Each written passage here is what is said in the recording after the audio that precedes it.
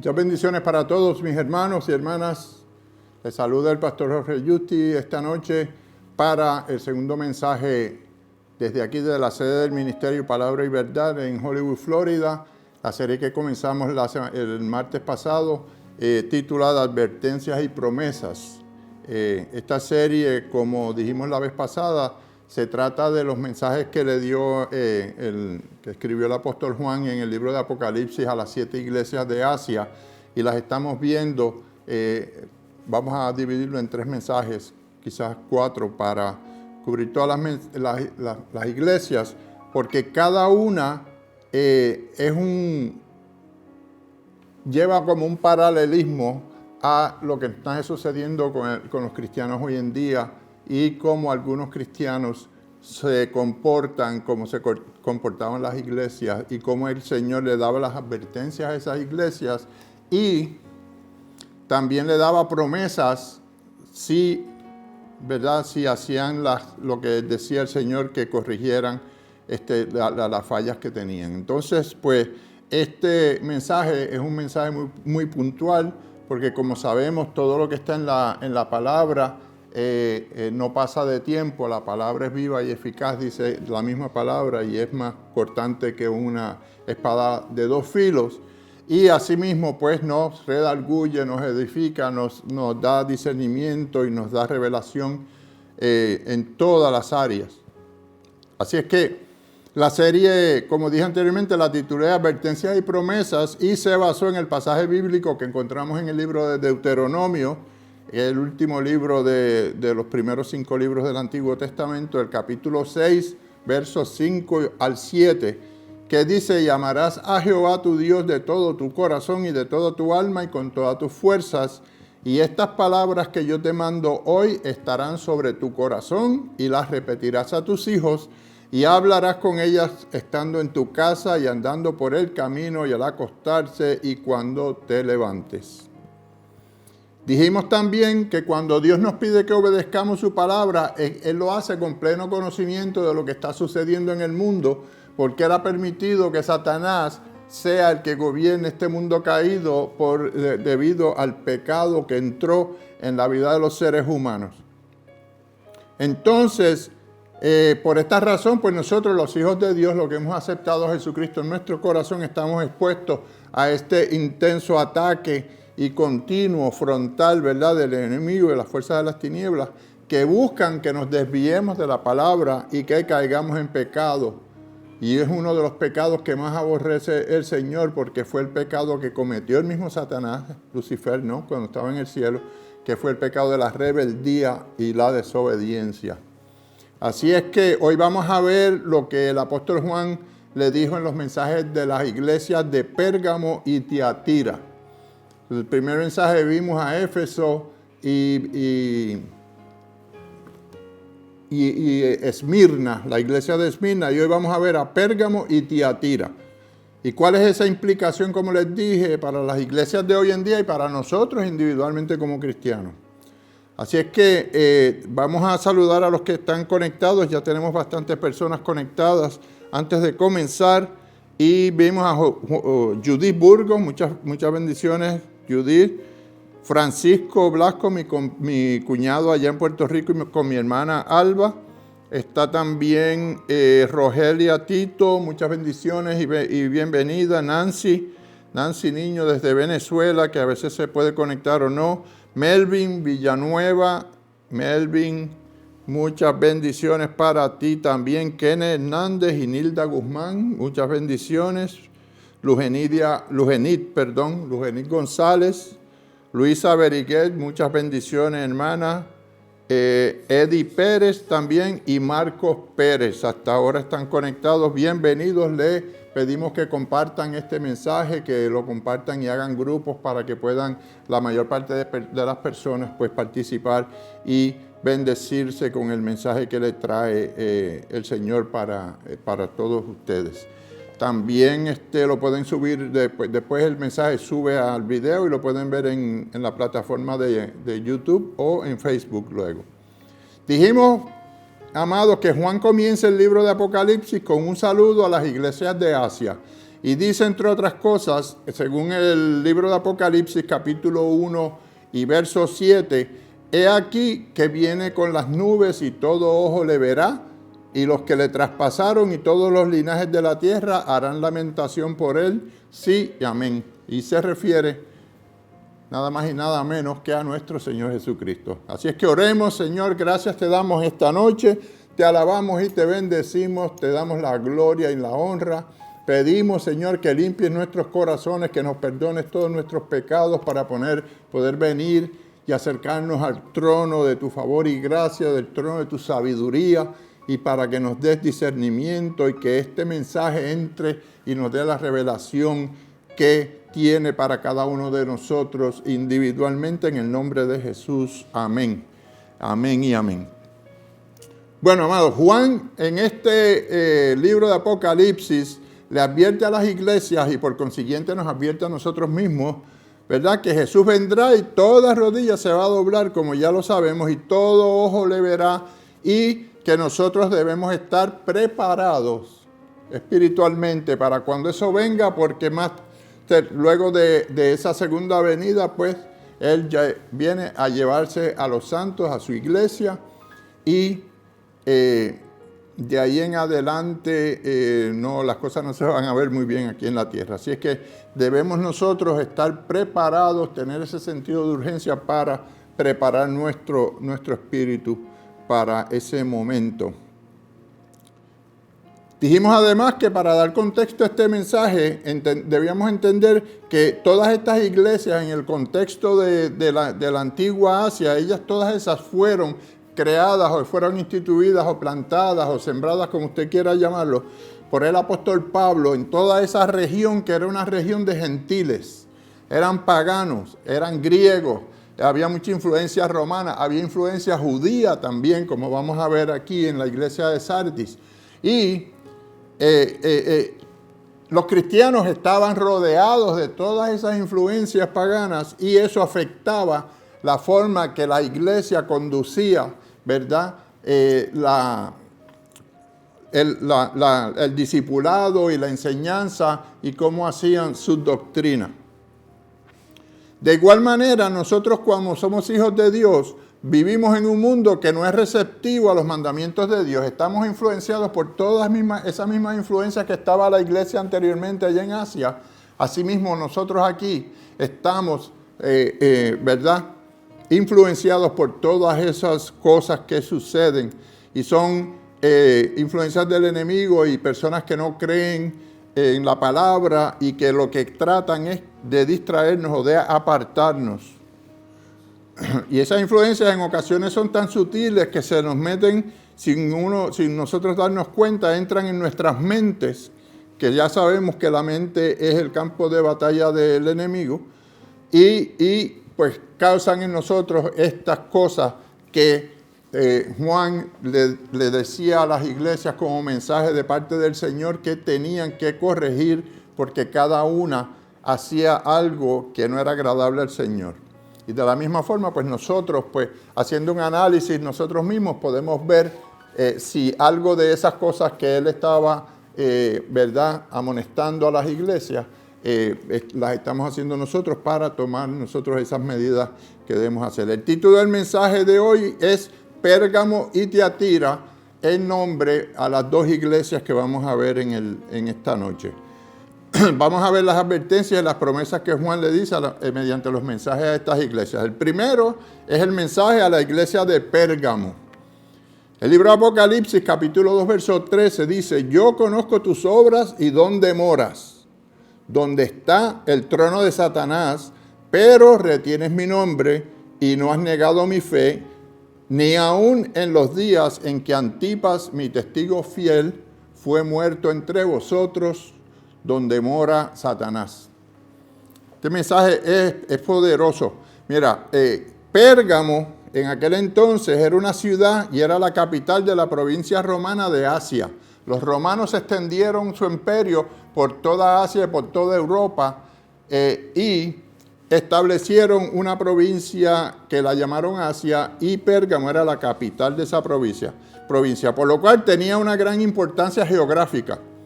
Y convergían muchas distintas civilizaciones, como dije anteriormente, griegos, romanos, judíos, musulmanes, de otras religiones y de otras etnias, ¿no? Entre sus edificaciones había una biblioteca que decía que albergaba más de 200,000 rollos de pergamino.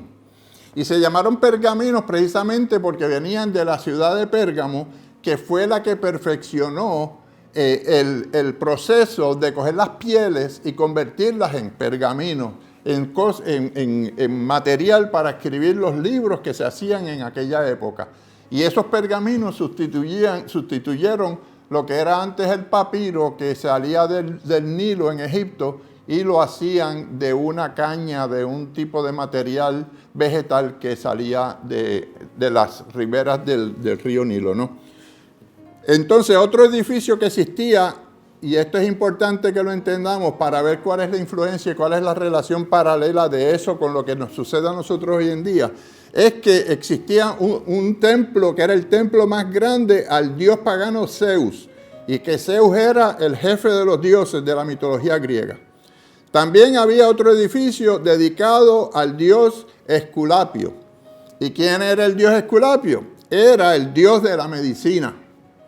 Muchos acudían a ese templo para ser sanados a base de magia y a base de superstición mayormente, porque eran paganos y ellos iban y le hacían ofrendas a este dios esperando obtener sanidad, ¿no? El símbolo de ese dios era en la actualidad, que en la actualidad se usa como símbolo de la medicina, era una serpiente.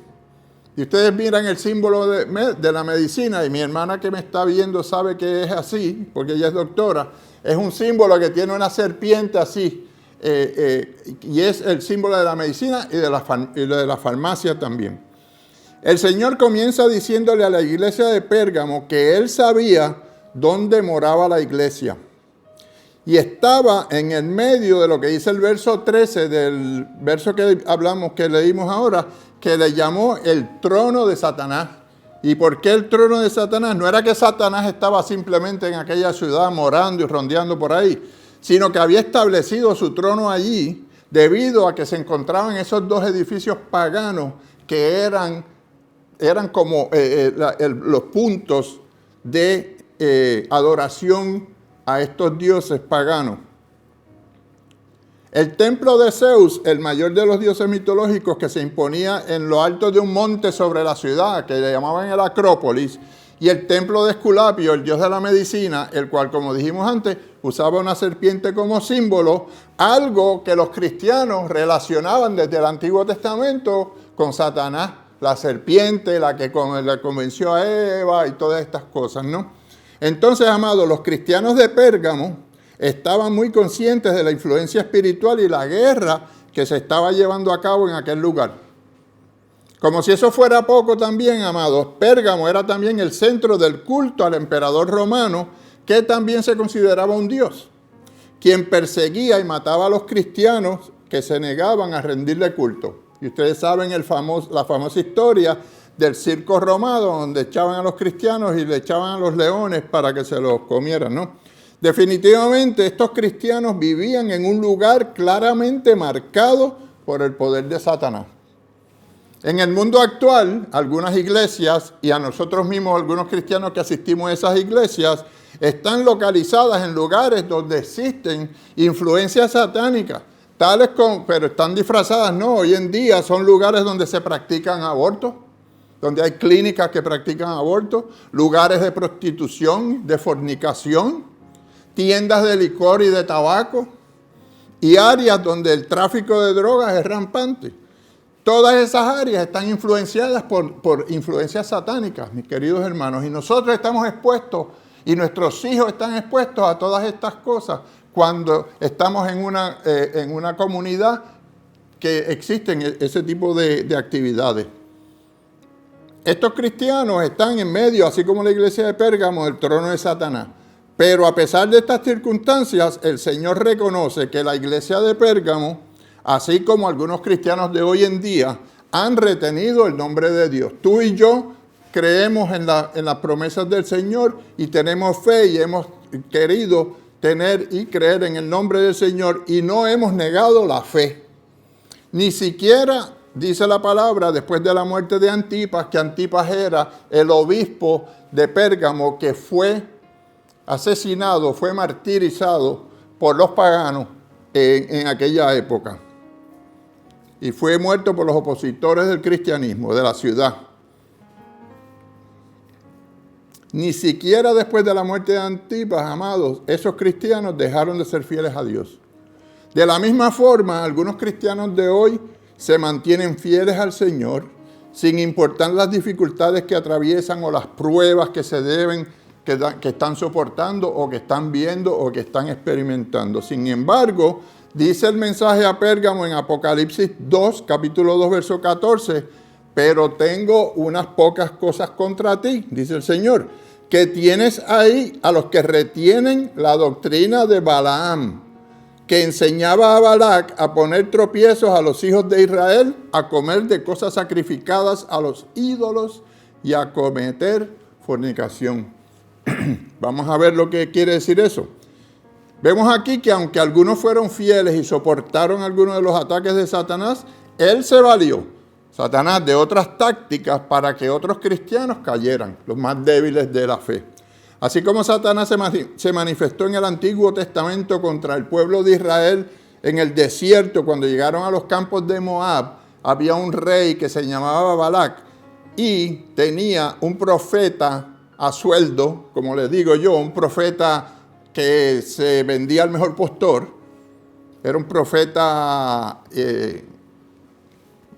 pues un profeta deshonesto, ¿no? Tratando el rey Balac, trataba a través del profeta Balaam, trataba de maldecir al pueblo de Israel, pero no pudiendo maldecirlo porque Dios los protegía. Y como Satanás no se inventa nada nuevo, entonces aquí en Pérgamo y ahora en la actualidad, él trata de hacer lo mismo con algunos cristianos de hoy, sin tener obviamente éxito alguno. Entonces, cambiando de estrategia, según lo que nos dice la Escritura en los capítulos 22 al 24 del libro de Números, y se los dejo de tarea, Balaam aconseja a Balac, el rey Balac, que envíe jóvenes doncellas. Fíjate, no pudo hacerlo porque Dios no le permitió que los maldijeran.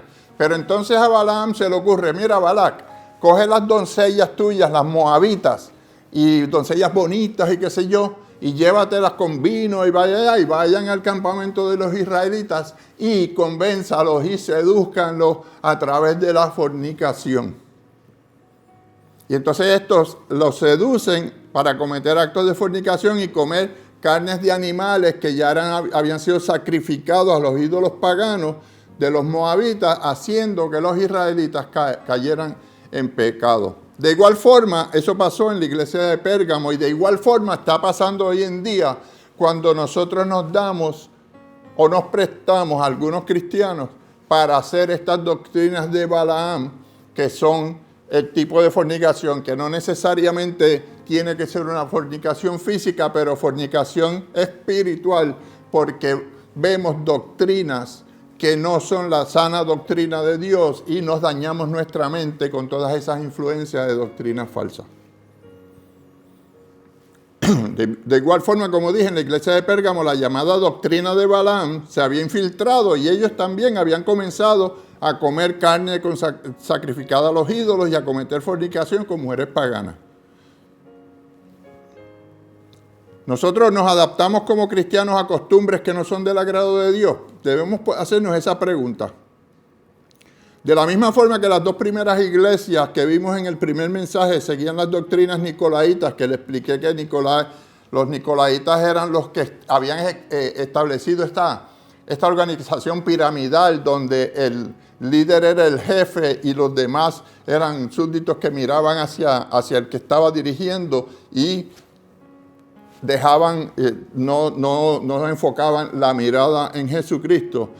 Desviaban de la sana doctrina del Evangelio de Jesús y así muchos hoy también se dejan llevar de falsas doctrinas, como ya he dicho, y de malas enseñanzas. ¿Qué les dice Juan a los de Pérgamo, a los de la iglesia de Pérgamo? Aquí lo dice en Apocalipsis capítulo 2, verso 16. Por tanto, arrepiéntete, pues vendré a ti pronto y pelearé contra ellos con la espada de mi boca. ¿Qué es la espada de la boca del Señor? La palabra de Dios, que es más cortante que una espada de doble filo que penetra hasta los tuétanos y hasta partir los huesos y llega a lo más profundo de los sentimientos que tienen en el corazón. Para lograr la victoria, amados, tanto la iglesia de Pérgamo como hoy los cristianos de hoy, debemos abandonar las malas prácticas que hemos adquirido y también rechazar las falsas doctrinas que se han introducido en la iglesia y en las mentes de algunos cristianos. Y si hacemos eso, ¿cuál es la promesa que tiene el Señor? Dice Apocalipsis capítulo 2, verso 17, el que tiene oído, oiga lo que el Espíritu dice a las iglesias, al que venciere, daré a comer del maná escondido y le daré una piedrecita blanca y en la piedrecita escrito un nombre nuevo, el cual ninguno conoce sino aquel que lo recibe. La recompensa, amados, primeramente es darle la revelación escondida de la palabra de Dios a través de Jesucristo. Ese es el maná escondido. Eso es que no vamos a leer la palabra y verla como un libro histórico, como una historia o como algo, ¿verdad?, intelectualmente comprensible, sino que vamos a ver la revelación de los misterios de nuestro Señor Jesucristo en su palabra, para aquellos que se arrepientan y que dejen las falsas doctrinas. Y la piedrecita blanca, a lo que se refiere, el blanco siempre es sinónimo de santidad, ¿no? Y la piedrecita, eso era una costumbre antes, que a las personas daban una piedrecita y cuando se pasaba a juicio había una blanca y una negra, y si tocaba la blanca estarías bien, si tocaba la piedra negra. Pero espiritualmente la piedrecita blanca con un nombre nuevo significa la santidad y la nueva naturaleza que te da nuestro Señor Jesucristo cuando tú lo aceptas en su corazón y haces todo lo que tienes que hacer de acuerdo a la palabra. Porque tienes una nueva esencia y una nueva intimidad única con Él. El segundo mensaje es a la iglesia de Tiatira. El mensaje a la iglesia de Tiatira. En Apocalipsis, capítulo 2, verso 18, dice la palabra: yo conozco tus obras, tu amor, tu fe, tu servicio y tu perseverancia, y que tus obras recientes, que son las postreras, son mayores que las primeras. Eso ya lo hemos escuchado. Si vamos al Antiguo Testamento, en el libro de Job, se refiere a eso mismo cuando Job pasó por las pruebas y perdió todo. Las cosas postreras, la gloria postrera fue mayor que la primera. De las 7 ciudades a que se dirigen los mensajes de Juan, Tiatira era la más pequeña de todas las ciudades. Su importancia, sin embargo, era la localización estratégica que tenía, porque unía las rutas de varias otras ciudades, haciéndola un centro comercial bien concurrido. Ahí era donde se juntaban toda la gente para hacer intercambios y negociar. Había mucho negocio, fabricantes de ropa, habían curtidores de cuero, alfareros, panaderos, traficantes de esclavos, you name it. Hay en Tiatira una mujer importante llamada Lidia, que era una vendedora de púrpura, y púrpura era el color más preciado de aquella época y era con el cual se pintaban las túnicas más caras que se vendían y que usaban los cristianos y los judíos también para hacer las túnicas. Y entonces esta señora era vendedora de púrpura, la cual fue convertida luego de escuchar a Pablo en Filipos. Y esto está en el libro de los Hechos, en el capítulo 16, también se lo dejo como tarea para que lo vean después. Al ver la carta a Tiatira, vemos que no existía persecución a los cristianos de esa ciudad. Ellos no eran perseguidos. Y a pesar de que al Señor no le agradaban algunas cosas de la iglesia de Tiatira, tenían sin embargo algunas cualidades que él reconocía como buenas. Por ejemplo, dice el verso que leímos que era un amor ágape, que era aquel que se manifestaba en el servicio abnegado y sacrificial que hacían con otras personas. Otra de las cualidades era la del servicio, no haciendo lo que no le gustaba, lo que le gustaba hacer, pero lo que le costaba trabajo, lo que costaba sacrificio hacer. Muchas veces hoy en día también nosotros tenemos ese amor y tenemos ese sentido de servicio, pero algunos decidimos hacer lo que nos gusta hacer, en vez de hacer lo que quizás nos cueste un poquito más de sacrificio y es lo que nos va a dar una recompensa mayor ante los ojos de Dios. Luego, él habla de que la gente de Tiatira tenía fe y paciencia. Y por último, el Señor reconoce que las obras postreras eran más que las primeras. El Señor notaba que existía un progreso espiritual en esa iglesia de Tiatira. Y asimismo, actualmente nosotros en nuestro desarrollo espiritual pasamos por esa madurez espiritual que dice la palabra, y Pablo decía que ya no somos niños que nos mantenemos con la leche espiritual, sino que ya pasamos de esa leche espiritual a través de la madurez que obtenemos a comer alimento espiritual más sólido. En la actualidad hay iglesias y cristianos que muestran esas cualidades también, que son indicios de una madurez espiritual en ellos. Pero a pesar de todas estas cualidades, el Señor les amonesta o les advierte de varias cosas, según lo dice el libro de Apocalipsis capítulo 2, versos 20 y 21, que dice: pero tengo unas pocas cosas contra ti, que toleras esa mujer Jezabel, que se dice profetiza, que permites que enseñe y seduzca a mis siervos a fornicar y a comer cosas sacrificadas a los ídolos, y le he dado tiempo para que se arrepienta, pero no quiere arrepentirse de su fornicación. Lo que esto significa, queridos hermanos, es que la iglesia había permitido que personas dañaran a esa misma iglesia desde adentro. Que había personas que habían entrado inclusive en el liderazgo de la iglesia, que llevaban enseñanzas y se llamaban ellos mismos profetas, apóstoles o como se quisieran, y llevaban unas enseñanzas que no estaban de acuerdo con la enseñanza de nuestro Señor Jesucristo. Y, la iglesia permitía que eso sucediera. ¿Cuánto de eso pasa hoy en día, amados? ¿Cuántas cosas pasan en la actualidad cuando algunos cristianos permiten ser afectados desde adentro? Es decir, por amistades pueden ser, por familiares que no creen tampoco, por personas allegadas que no desean que continúes madurando espiritualmente. Jezabel, como nos dice la palabra, si miramos el Antiguo Testamento, ella era la esposa del rey Acab, era una mujer de verdad, y quien adoraba al dios Baal. Ella perseguía a Elías el profeta de Dios, porque ella tenía como 450 profetas de Baal a quienes ella controlaba y los mandaba a perseguir al profeta Elías.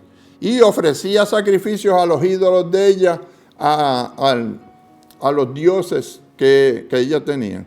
Jezabel operaba desde dentro del reinado del rey Acab, que era el rey, pero ella como esposa era la que movía los hilos y las fichas, como dicen por ahí. En Tiatira, esa mujer llamada Jezabel era una de las principales dirigentes de la iglesia. No era Jezabel la del rey Acab, esos son otros tiempos. Pero le llamaban Jezabel no por nombre, sino para simbolizar o significar la mujer, que era una de las principales dirigentes de la iglesia. Y de acuerdo con la costumbre de aquellos tiempos, y quiero ser bien claro con esto, y quiero que me entiendan especialmente las mujeres que me están viendo, en la costumbre de aquellos tiempos, el Señor miraba con desagrado que una mujer estuviera a la cabeza o ejerciera liderazgo en la iglesia, no porque era mujer. Y quiero hacer eso claro porque no tenía nada que ver con género, tenía que ver con honra, porque decía la palabra que la mujer tenía que estar sometida al esposo y que mientras hubiese un esposo, un hombre era el sacerdote y la mujer tenía que ser la ayuda idónea para hacer el complemento. Pero no podía tomarla, como hizo Jezabel con el rey, que siendo el rey nombrado el rey, ella era la que imponía su voluntad. Y sabemos que hoy hay líderes y personas a la cabeza de las iglesias que no han sido llamadas por el Señor, sino que lo hacen por motivos personales. Porque esta situación no tiene que ver nada con género, como estaba mencionando, sino con la autoridad delegada por Dios de acuerdo al llamado que cada uno recibe. Dios es el que determina a través del Espíritu Santo el don que te da y el llamado que te hace. Y dice la palabra en Efesios, ¿verdad? Que a unos los nombró apóstoles, a otros ministros, a otros pastores, a otros profetas y a otros maestros y otros pastores. Entonces no es cuestión de género, sino es cuestión del llamado y cuál es la cosa. Pero como les dije, hay líderes que se toman la libertad de nombrarse ellos mismos, yo soy esto y yo soy aquello, y no por llamado que reciben de parte de Dios. Lo segundo, con relación a esta Jezabel, es que ella misma se llamaba profetisa, cuando el Señor en el mensaje a Tiatira dice que ella no lo era. Lo dice claro en este verso que vimos ahora, que él dice que Jezabel se decía ella misma profetisa y no lo era. Vemos pues que en aquellas iglesias existía falsedad y mentira en el mundo espiritual. Y en Éfeso había falsos apóstoles, en Esmirna pretendían algunos ser judíos y no lo eran, y ahora aquí en Tiatira, Jezabel pretendía ser profetisa y no lo era. Quizás estas personas que pretenden ser lo que no son pueden engañarnos a nosotros, te engañarían quizás a ti, a mí también, pero no pueden engañar a Dios. La figura de Jezabel representaba la unión de la iglesia con el estado del mundo, con la situación del mundo. Es como secularizar a la iglesia. Esa es la influencia jezabélica que existe, es una influencia que pretende destruir el gobierno, la estructura que creó Dios para la iglesia, trayendo esa influencia del mundo. Cuando esto sucede, amados, se introduce en la iglesia corrientes apóstatas y de creencias paganas. Permitir que esas corrientes sean enseñadas en la iglesia es sumamente peligroso para los cristianos. En este mundo de hoy, ¿hasta dónde podemos aceptar nosotros y adoptar prácticas del mundo que se adoptan en los negocios, en el trabajo, en la familia, en los estudios, en fin, en todos los aspectos de nuestra vida? Algunos cristianos piensan que estas áreas no tienen relación directa con la fe, pero deben preguntarse hasta qué punto su participación en la sociedad compromete los valores y los principios cristianos que tienen o que dicen tener. ¿Cuál es la advertencia que el Señor le hace a Jezabel? En Apocalipsis capítulo 2, verso 22 dice, «He aquí, yo la arrojo en la cama y en gran tribulación a los que con ella adulteran, si no se arrepienten de las obras de ella». Y el Señor advierte a estas personas que enseñan falsas doctrinas de adulteración espiritual, porque estamos hablando de fornicación y adulteración no física, sino espiritual. Y a los que las siguen, que si no se arrepienten, Él los va a tirar en la cama, pero no para que sigan adulterando y fornicando. Es que lo va a postrar en la cama con enfermedad, con dolor, con angustia, y sufrirán gran tribulación los que con ella adulteran.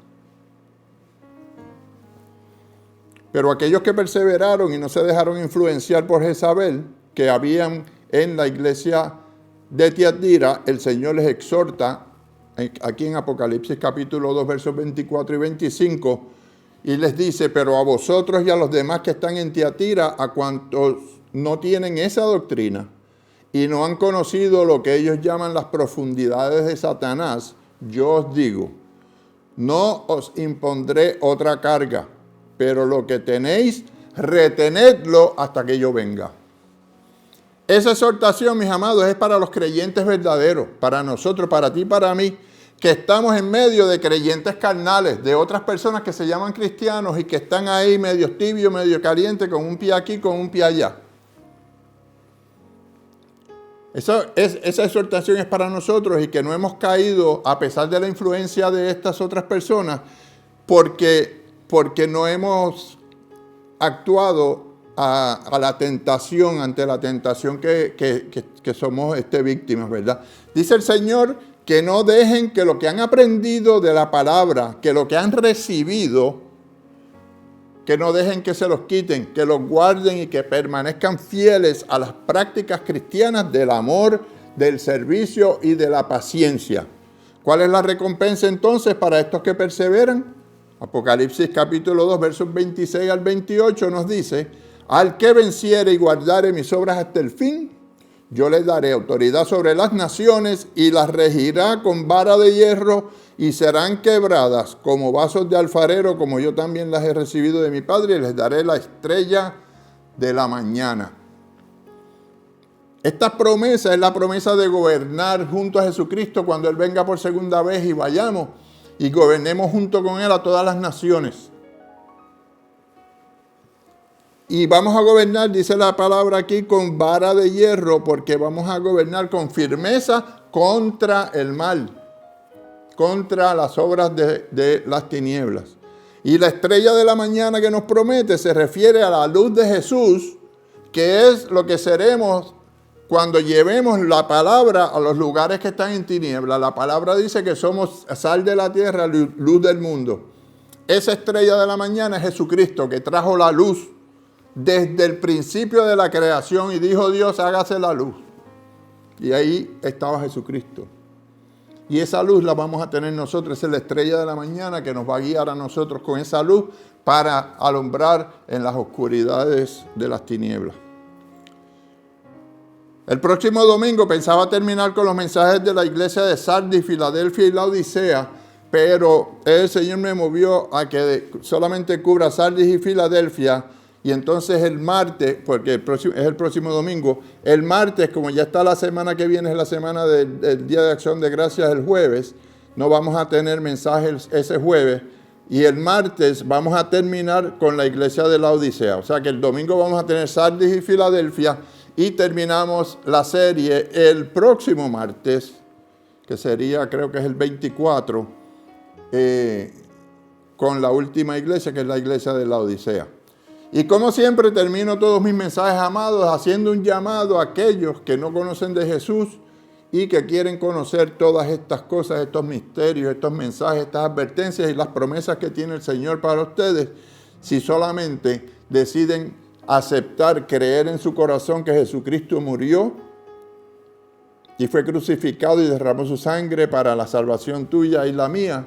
Si eso lo crees y lo pronuncias también con tu boca, dice la palabra que vas a ser salvo. Y el Señor te está dando esa oportunidad en esta noche para que tú extiendas tu mano y hagas y repitas conmigo, cierres tus ojos y repitas conmigo esta corta oración, si es que así lo sientes en tu corazón, para obtener esta transformación permanente en tu vida. Si es que extiende tu mano, cierra tus ojos y repite conmigo: Señor Jesús, yo te abro mi corazón y te recibo como mi Señor y Salvador. Quiero que me perdones todos mis pecados. He sido un pecador y me arrepiento genuinamente de todos los pecados para poder disfrutar de todas las promesas que tienes para ti, para mí en mi vida. Y quiero que escribas mi nombre en el libro de la vida en el nombre de Jesús. Amén y amén. Y si has hecho esto, pues como también te invito a que busques una iglesia de sana doctrina donde puedas continuar discipulándote. Una iglesia que no tenga esas doctrinas que van en contra de la palabra y así puedas mantenerte en el camino hacia la vida eterna de manos de nuestro Señor Jesucristo. También el segundo llamado es para la reconciliación a todos aquellos que por algún motivo se han apartado y estos mensajes le han llegado y le han tocado una fibra en el corazón y quieren volver a los caminos del Señor, que el arrepentimiento, todos los mensajes de estas iglesias, el Señor le dice, arrepiéntanse, arrepiéntanse. El mensaje es de arrepentimiento genuino para hacer un cambio transformador en sus vidas. Así es que los invito a que hagan eso, se reconcilien con el Señor. Y pues los saludo, déjame saludar a los que se han ido conectando hasta ahora. Por ahí tengo a Agustín Raigosa, muchas bendiciones. Luz González, también Ramón Soto. Ramón, muchas bendiciones. Lorena Torres Moreno. Te bendigo, Lorena, bendiciones y bienvenida. Carmen Cortés, también. Nena Vasco, muchas bendiciones. Flor Cruz, muchas bendiciones para ti, Flor. Nestalí Rodríguez, mi primo, allá en Puerto Rico. También está mirando Rocío Sánchez. Rocío, te bendigo, Rocío. Y bienvenida. Faustino Terán Chacón, Faustino también. Guillermo Mejía Valtierresi. Guillermo Mejía, muchas bendiciones. Jessy Gómez, también te bendigo, Jessy. Brendy Rivas, Cari Canales. Alberto Pared, pastor Alberto Pared de Cuba, muchas bendiciones, pastor. Si está mirando, Lorena Torres Moreno, Isabel Barrientos, Madrid, de Perú allí, que vive acá, pero es de Perú, mi amiga. Marcos Pérez, también muchas bendiciones para ti. Eddie Pérez también. Y creo que ya Kenneth Hernández y Nilda Guzmán, muchas bendiciones. Melvin Villanueva ya llamé, Judith Burgo y todas las demás que se conectaron. Les deseo que pasen una feliz noche y que estemos ya en preparación para volvernos a ver el próximo domingo, donde continuamos con el mensaje. Yo los bendigo a todos en el nombre del Padre, y del Hijo, y del Espíritu Santo. Amén, amén y amén.